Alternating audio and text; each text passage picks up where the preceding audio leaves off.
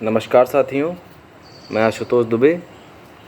जैसा कि आप सबको पता होगा कि 69,000 शिक्षक भर्ती का एक मामला EWS जो कि इलाहाबाद खंडपीठ में कल लगा हुआ था, तो मैं भी वहाँ उपस्थित था और मेरे साथ साथ तमाम सामान्य वर्ग के अभ्यर्थी जो इस आस में हैं कि कहीं न कहीं उनको भी न्याय मिलेगा, वो सभी हमारे साथ वहाँ उपस्थित थे।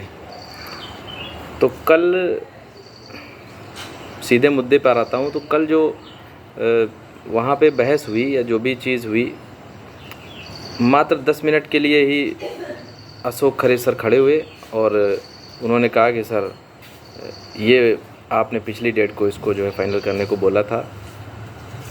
तो जज साहब का सीधे ये रिएक्शन था, उन्होंने कोई भी क्रॉस क्वेश्चन किए बिना या कुछ भी किए बिना सीधे से यही बोला कि भर्ती रिविज़िट हो रही है।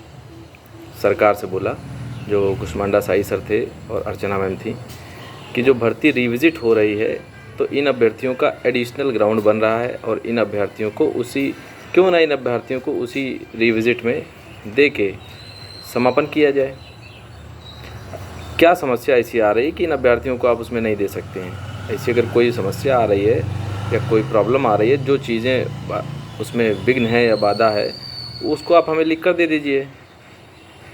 बाकी ऐसा कुछ नहीं है। इन अभ्यर्थियों का एडिशनल लोकस है, एडिशनल ग्राउंड इनका बन रहा है, इन अभ्यर्थियों को उसमें मिलना ही चाहिए। तो रिविज़िट होते हुए इनका भी साथ में रिविज़िट करवा दिया जाए।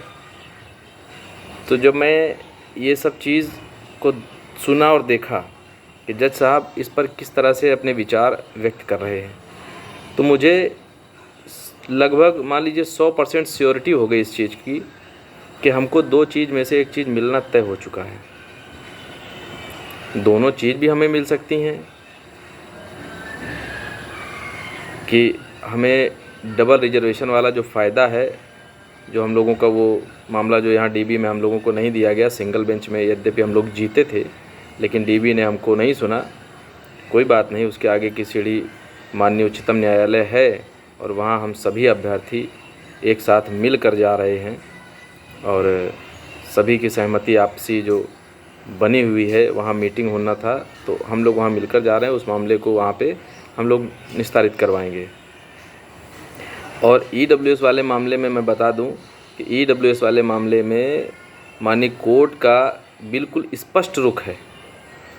आगामी डेट 9 तारीख लगा दी गई है और उस 9 तारीख में मुझे उम्मीद है कि तमाम सामान्य वर्ग का जो अभ्यर्थी है उसके अंदर खुशी की लहर होगी और वो इस मुकदमे को जीत चुका होगा। अब या हमें 6900 सीटें मिलेंगी या पिटिशनर रिलीफ मिलेगा, ये सब कहना थोड़ा मुश्किल है। ये 9 तारीख के बाद ही पता चलेगा, लेकिन ये मान के चलिए कि वो बहुत ही मजबूत हम लोगों का पक्ष है।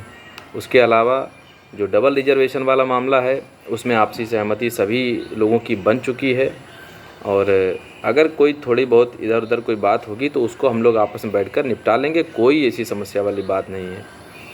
और हमारा जितने भी सामान्य वर्ग के अभ्यर्थी उन सभी से कहना है कि आप लोग अपने जो मंत्री हैं, विधायक हैं या कोई भी है, उन सब पर इस बात के लिए प्रेशर डालिए कि क्या सामान्य वर्ग इसमें कोई मुद्दा ही नहीं रहा। उनके साथ किस तरह से छलावा हुआ है, किस तरह से उनके साथ ठगी हुई है, ये 9 तारीख को पता चल जाएगा सबको। जो 10% उनकी सीटें नहीं दी गई हैं, ये 9 तारीख को जब बड़े बड़े अखबारों में सब जगह लिख कर आएगा तो सब जान जाएंगे इस चीज़ को। फिर जितने मीडिया हाउसेस हैं, जितने पत्रकार हैं या जो भी नेता मंत्री जो आज बोल रहे हैं, तब हम लोग ये भी देखेंगे कि कितना उस पक्ष में बोलते हैं। तो जितने भी हमारे सामान्य वर्ग के अभ्यर्थी हैं जो इस वीडियो को देखें, वो अपने क्षेत्र के जो सामान्य वर्ग के विधायक हैं, मंत्री हैं, उन सभी को जाके ज्ञापन सौंपें और सरकार से अपने फेवर में डबल रिजर्वेशन वाले मामले में या EWS वाले मामले में आने के लिए उनको प्रार्थना पत्र दिया जाए। कि जब सभी जगह राजनीति की चर्चा हो रही है तो इस दौरान एक सामान्य वर्ग का अभ्यर्थी कहाँ जाएगा। और इस मामले को चैलेंज करना, जो डबल रिजर्वेशन वाला मामला है, इस मामले को सुप्रीम कोर्ट में चैलेंज करना बहुत ही आवश्यक है। अगर ये हम लोग मामले को चैलेंज नहीं करते हैं तो हमारे आने वाली जो पीढ़ियाँ होंगी उनके लिए ये कोड़ साबित होगा, क्योंकि इसको लगते ही लगभग लगभग 100% आरक्षण समझ लीजिए हो जाएगा अघोषित, कि कहने के लिए सामान्य वर्ग के बच्चे उसमें बैठेंगे लेकिन सिलेक्शन नहीं पाएंगे। कि आप 3 स्टेप पे आरक्षण दे रहे हैं। 1994 का एक्ट कहता है कि उम्र सीमा आदि को छोड़कर, तो उम्र सीमा को छोड़ दीजिए, हम लोग उसको कंसीडर नहीं कर रहे हैं। आप परीक्षा में भी आरक्षण दे रहे हैं, छूट और रियायत के नाम पर दे रहे हैं। तो नाम आप कुछ भी रख लीजिए, छूट कहिए, रियायत कहिए, सुविधा कहिए, शुल्क कहिए, कुछ भी कहिए, लेकिन कहीं ना कहीं अनारक्षित वर्ग का जो बच्चा है, जो सामान्य वर्ग का बच्चा है, वो 89 पर पास नहीं हो रहा है, वो 96 पर पास नहीं हो रहा है। तो उसकी समानता कहाँ गई? उसको तो अवसर ही नहीं मिल रहा। 96 नंबर पा रहा है, तो 96 नंबर पाने के बाद में क्या हो, भले ही उसका गुणांक 75 बन रहा हो, अगर 96 नंबर हैं तो उस बच्चे का अवसर समाप्त कर दिया है सरकार ने। इस पर कौन सोचेगा? इस पर कौन विचार करेगा? तो जनरल वर्ग के अभ्यर्थियों के लिए बड़ा ही जो है कुठाराघात ऑर्डर था, लेकिन ठीक है, माननीय न्यायालय ने जो निर्णय दिया हम लोगों को स्वीकार है। उसके ऊपर जो अदालत है, हम लोग वहाँ पे जाके उसका दरवाज़ा खटखटाएंगे। जब एक स्टेप हमारे लिए है तो सरकार को भी चाहिए था कि उस स्टेप पे आगे बढ़ना चाहिए था। जब सिंगल से डबल आ चुका है तो डबल से सुप्रीम कोर्ट क्यों नहीं सरकार जा सकती है? जाना चाहिए। देखते हैं क्या होता है। जैसी भी सूचना हम लोगों को मिलेगी वो सूचना आप लोगों तक प्रेषित की जाएगी। खुशी की बात यह है कि सभी सामान्य वर्ग के अभ्यर्थी आपसी सहमति बना चुके हैं। बनाने के बाद में एक साथ मुकदमा लड़ा जाएगा और जो EWS का मामला है वो हमारा 9 तारीख को निस्तारित होने जा रहा है।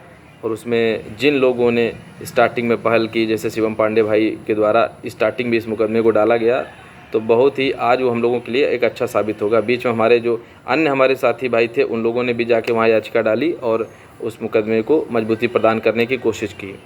और मोस्ट सीनियर एडवोकेट जो अशोक खरे हैं, एडवोकेट अशोक खरे सर, तो उनकी बात का वज़न भी है और उन्होंने इस मुकदमे को मुझे लगता है कि अच्छे से समझा है और चीज़ों को हम लोगों की तरफ करने का प्रयास किया है और हम लोग इस मुकदमे को निश्चित रूप से जीतने जा रहे हैं।